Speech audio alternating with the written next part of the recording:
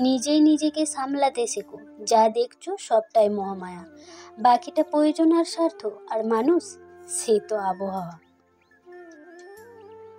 স্বপ্ন এবং বাস্তবতা হলো দিন আর রাত্রির মতো। স্বপ্নে যেখানে শেষ, বাস্তবতা সেখান থেকেই আরম্ভ হয়।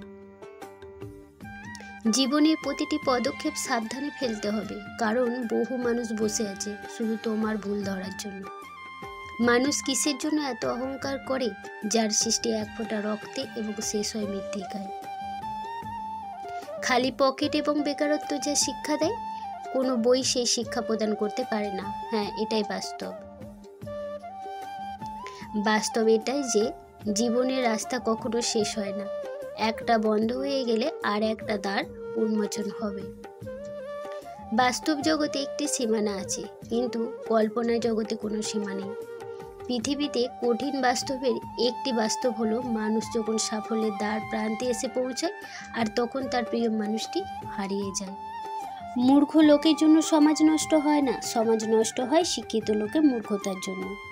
কেউ যদি তোমায় মূল্য না দেয় তা নিয়ে দুঃখ করো না, কারণ বাস্তব এটা যে মণিমুক্তা হীরা সকলেই চেনে না। Thanks for watching.